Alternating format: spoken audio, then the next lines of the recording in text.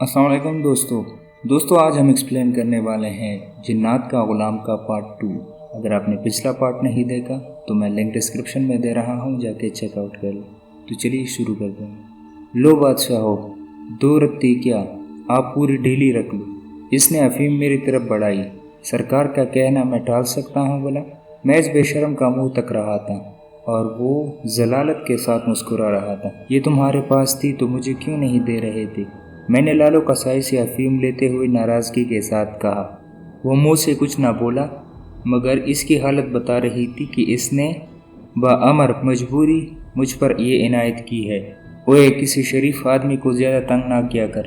مکن sign نے لالو کو اپنے پاس بلایا اور استحضائیہ انداز میں میری طرف دیکھتے ہوئے کہنے لگا۔ مجھے مکن سائی کی باتیں کی سمجھ نہیں آ رہی تھی۔ وہ اسے سمجھا رہا تھا یا مجھے طنز کر رہا تھا؟ طنز کر رہا تھا تو کیوں؟ ایک طرف وہ اسے اشارے بھی دے رہا تھا جیسے وہ میرے حالات سے باخبر ہو۔ اس کے بارے میں ایسی ہی باتیں مشہور تھی کہ وہ دلوں کی باتیں پکڑ لیتا تھا۔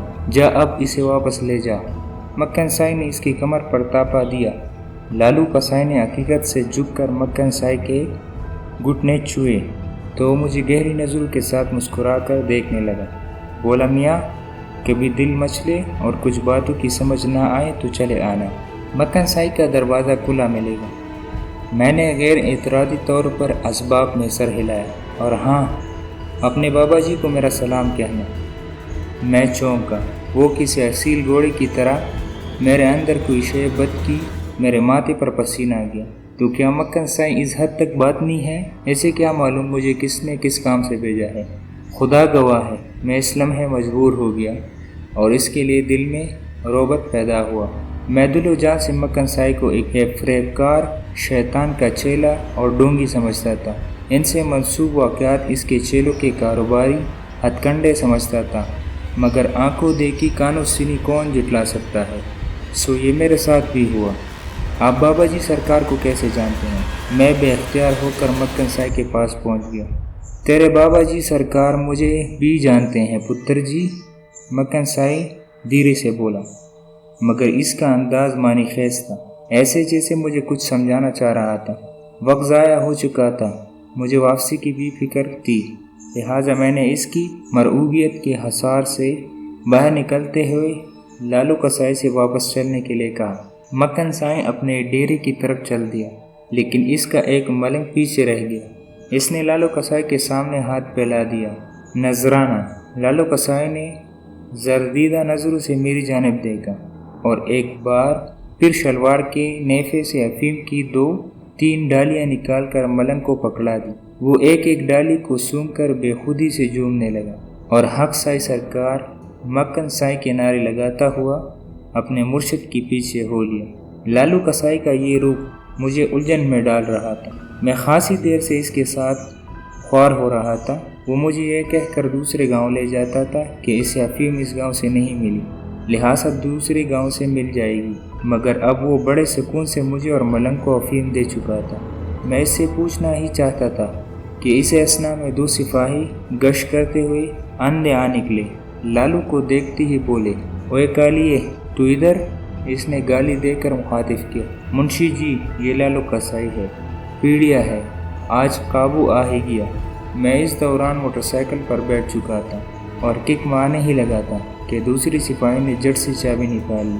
وہ ایتھے کی طرف بھاگ رہا ہے۔ اس لمحے میں ڈر گیا۔ خوف کی جھرجھری سے میں کانپ گیا۔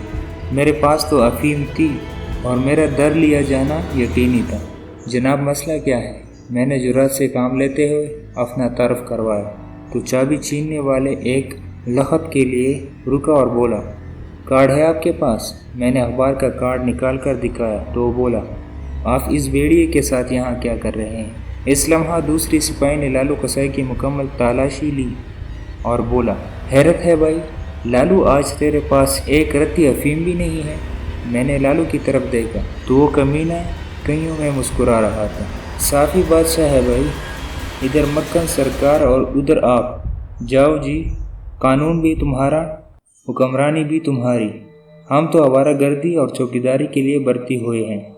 ڈوب ڈوب تلاشی لو، ملا کچھ نہ ملا، مل بھی گیا تو اوپر سے سفارش آ گئی اور چھوڑ دیا۔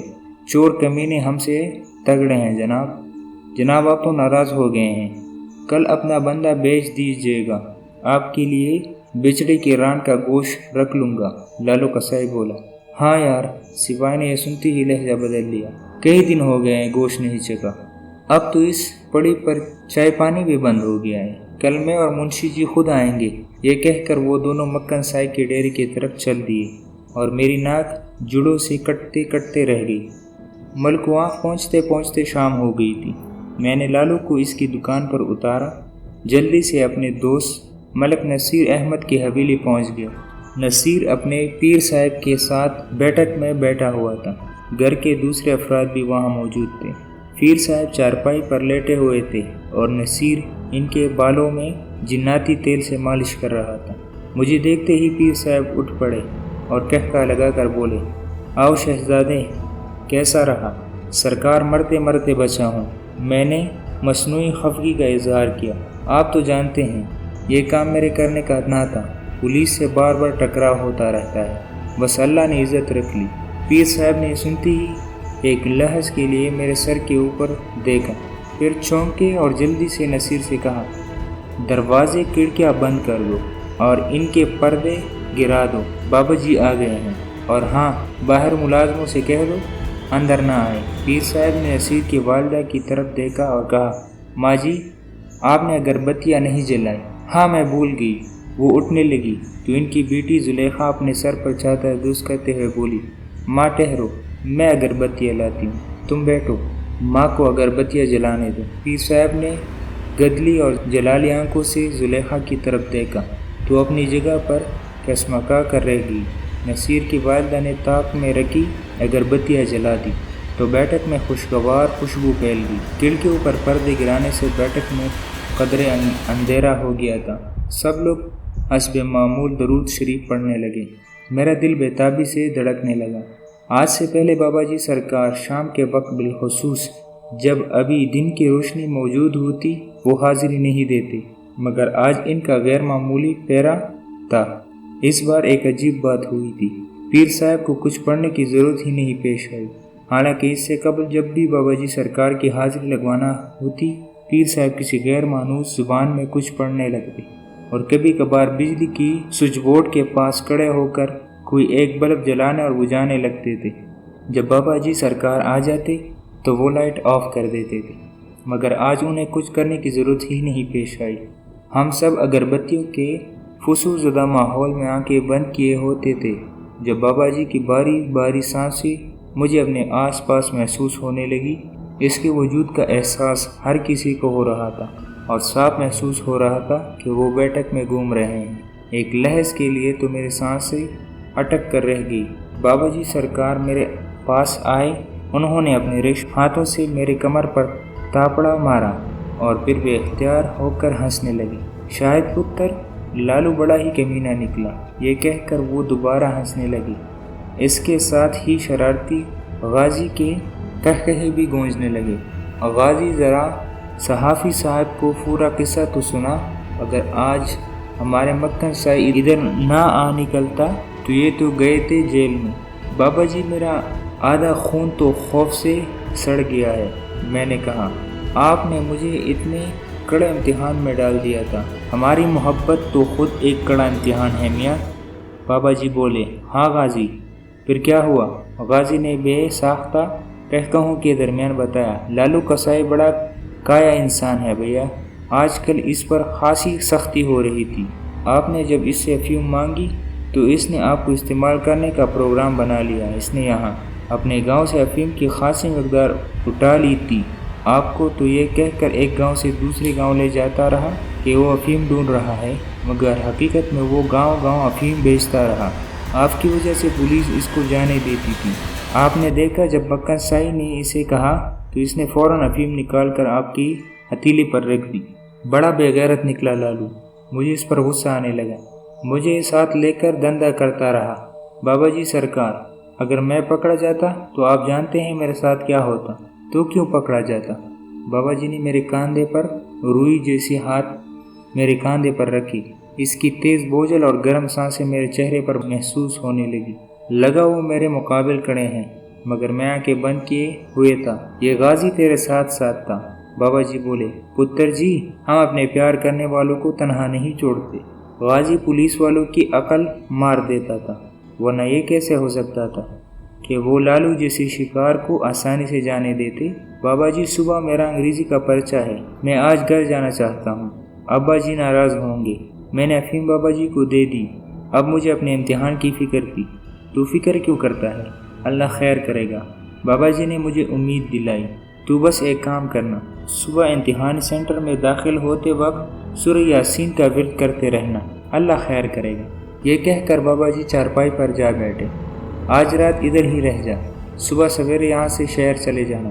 فقیر کہنے لگا، نہیں اسے جانے دے، بابا جی بولے۔ بابا جی، رات ہو رہی ہے، ٹھہر کر پڑی پر کیسے سفر کروں گا؟ چلا جائے گا یہ غازی پتر، تو اس کے ساتھ چلا جا اور اس کے گھر تک پہنچا کر واپس آ جانا۔ بابا جی نے کہا، اور پھر بولے، بھائی وہ فاطمہ بی بی کی دوا بھی بنانی ہے، افیم تو آ گئی ہے، اب بس 10 سیر گائے کا دودھ اور آدھا پاؤ سپارے چاہیے۔ نصیر پتر، تو اس کا خود بندوبست کر۔ جی اچھا بابا جی۔ کب چاہیے سامان؟ صبح منگوا لینا اور اپنے ریاض شاہ کے حوالے کر دینا۔ بابا جی نے پیر صاحب کی طرف اشارہ کیا۔ ریاض بیٹے، میں تمہیں دوا بنانے کا طریقہ سکھا دوں گا، تو کل ہی فاطمہ بی بی کو دوا بنا کر دے دینا۔ ہو سکتا ہے میں کل نہ آ سکوں، میں نے بڑی سرکار کے ساتھ پات پن جانا ہے اور کل سارا دن اور رات ہمیں وجد کی محفل میں حاضری دینی ہے، اس لیے تو یہ کام خود نپٹا لینا۔ اگر کوئی مسئلہ ہو تو تب یاد کر لینا۔ بابا جی، کیا فاطمہ کے ہاں اولاد ہو جائے گی؟ میں نے ڈرتے ڈرتے سوال کیا۔ اللہ نے چاہا تو ضرور ہوگی۔ فاطمہ میرے گاؤں کی رہنے والی تھی، اس کی شادی کو 12 برس ہو چکے تھے اور اب تک اس کی گود نہیں بھری۔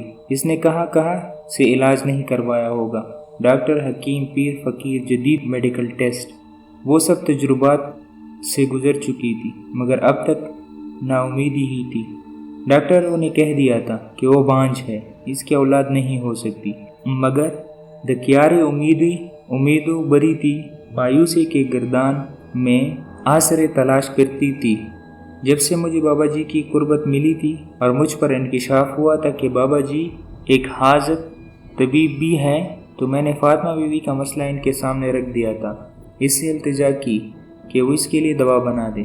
ممکن ہے انسانوں کی بنائی ہوئی دوا جو کام نہ کر سکے، ایک جن کے ہاتھ اس کا علاج ہو جائے۔ بابا جی نے حامی بھر لی اور میں فاطمہ کو لے کر بابا جی کے پاس آ گیا۔ پھر بابا جی نے اس کی دوا بنانے کے لیے مجھ سے افیم منگوانی تھی اور میں نے صرف فاطمہ بی بی کی خاطر یہ ثواب آمیز گناہ کیا تھا۔